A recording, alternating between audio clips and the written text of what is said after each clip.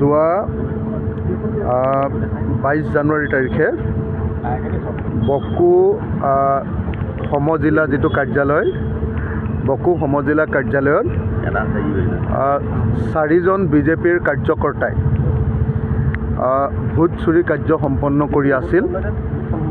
তেওঁলোকে বকো সমজিলা কাৰ্যালয়ত কামৰূপ জিলাৰ বকো সমজিলা কাৰ্যালয়ত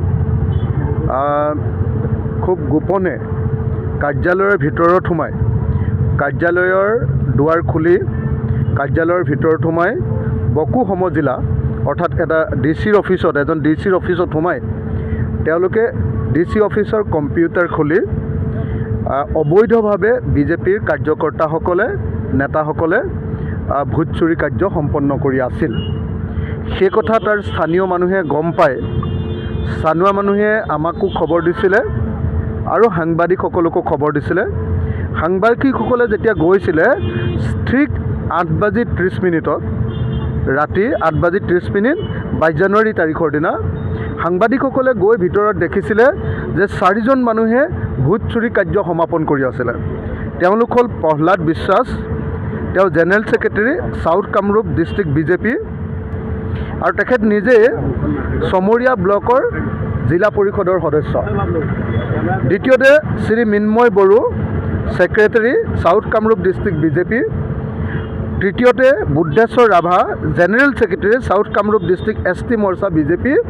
আৰু চতুৰ্থতে মৃদুল তালুকদাৰ হ'ল ৰাজু মেছ নামৰ যিজন এইবাৰ বকো অঞ্চলৰ যিজন প্ৰাৰ্থিত্ব প্ৰত্যাশী, সেই ৰাজু মেছ নামৰ নন্দিনী গেছ এজেঞ্চিৰ মালিকৰ তেওঁ কম্পিউটাৰত কাম কৰা মানুহ। আৰু তেওঁ হ'ল ৰাজু মেছ হ'ল ভাইচ প্ৰেছিডেণ্ট ST মৰ্চা আছাম প্ৰদেশ বিজেপি।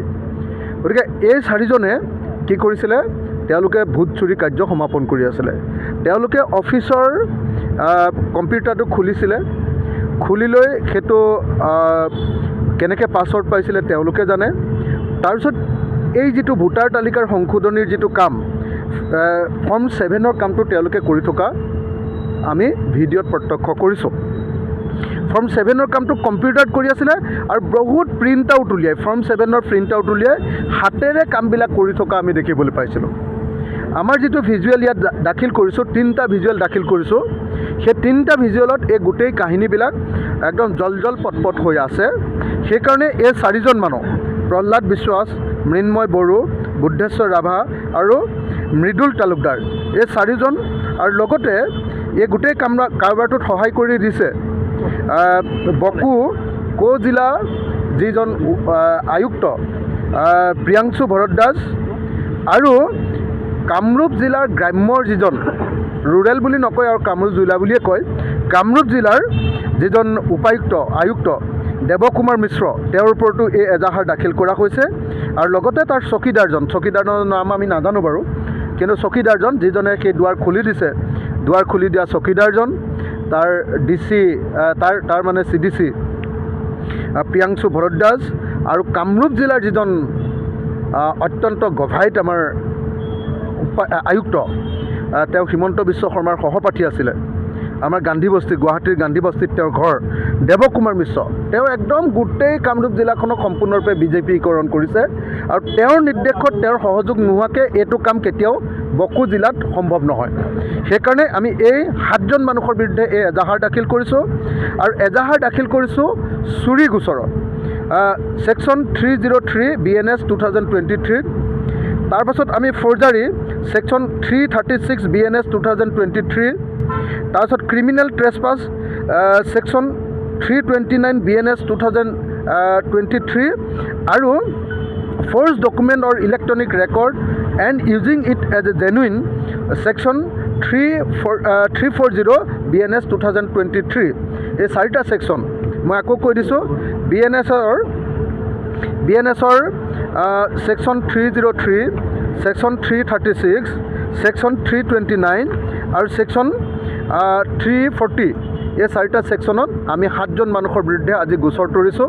ইতিমধ্যে যোৰহাট থানাত আমি ইতিমধ্যে গোচৰ তৰিছোঁ। তেওঁলোকে আমাক ইয়াত ৰিচিভ কৰি দিছে, কেছটো আমাক ৰিচিভ কৰি দিছে। তেওঁলোকে কেছটো ৰেজিষ্টাৰ কৰিব আৰু আমাক গোটেই কথাখিনি জনাম বুলি কৈছে। ইতিমধ্যে ইয়াৰ যিজন ছেকেণ্ড অফিচাৰ দাসে এইটো ৰিচিভ কৰি দিছে আৰু ৰিচিভ কৰি দি এখন অতি সোনকালে ৰেজিষ্টাৰ কৰিবৰ কাৰণে আমি অনুৰোধ জনাইছোঁ। আমি আশা কৰোঁ যে বিজেপি দলে এতিয়া গোটেই দেশৰ গণতন্ত্ৰ ধ্বংস কৰিবৰ কাৰণে, গোটেই দেশখনক ধ্বংস কৰি দিবৰ কাৰণে তেওঁলোকে যি জাতিধ্বংসী কাম কৰিছে, ইয়াৰ বিৰুদ্ধে প্ৰশাসনে কঠোৰ ব্যৱস্থা গ্ৰহণ কৰিব। ইতিমধ্যে মই গৌৰৱ গগৈ ডাঙৰীয়াৰ লগত কথা পাতিছোঁ, লুৰিণজ্যোতি গগৈ ডাঙৰীয়াৰ লগত কথা পাতিছোঁ। আটাইবিলাক বিৰোধী দলে আমি ঐক্যবদ্ধভাৱে বোধহয় কাইলৈৰ পৰা একশ্যন আৰম্ভ কৰিম। আজিৰ ভিতৰত অলপ সময়ৰ পাছত আমি কনফাৰ্ম কৰি ল'ম আমি কি কাৰ্যসূচী গ্ৰহণ কৰিম।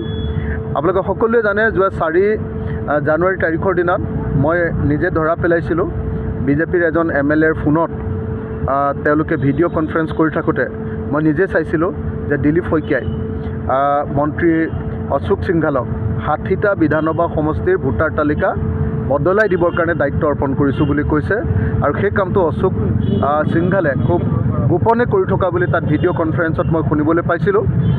তদুপৰি বাকী সমষ্টিবিলাকতো অতি সোনকালে তেওঁ গোটেই যাতে এই 2 নম্বৰী ভোটাৰ তালিকা বনাব পাৰে, কাৰোবাৰ নাম কৰ্তন আৰু কাৰোবাৰ নাম নতুনকৈ অন্তৰ্ভুক্তিৰ কাৰণে তেওঁৰ নিৰ্দেশ জাৰি কৰা আমি দেখিবলৈ পাইছিলোঁ সেই ভিডিঅ'টোত।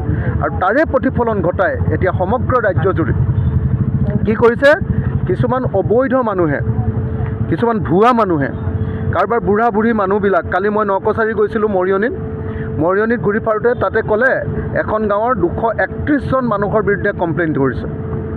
আৰু 231জন মানুহৰ বিৰুদ্ধে কমপ্লেইন কোনে কৰিছে, যি দুজন কমপ্লেইনেণ্ট, যিজন আপত্তিকাৰী তেওঁলোক দুজন, এগৰাকী মহিলা তেওঁ একেবাৰে মৃতপ্ৰায় অৱস্থা আৰু এজন পুৰুষ একেবাৰে গাঁৱৰ ভিতৰৰ আদিবাসী মানুহ, তেওঁ এই বিষয়ে একোৱে নাজানে।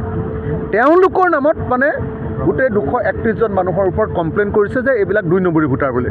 আৰু সেইবিলাক আমাৰ খিলঞ্জীয়া গৰীয়া মানুহৰ ভোটৰ ওপৰত তেনেকৈ ধৰণে তেওঁলোকে প্ৰত্যাহ্বান আনিছে। গতিকে একেবাৰে মৰিয়নি সমষ্টিৰ পৰা আপোনালোকে দেখিলে যে অসমৰ প্ৰত্যেকটো সমষ্টিতে ভোট চুৰ কৰিবৰ কাৰণে ব্যৱস্থা কৰিছে।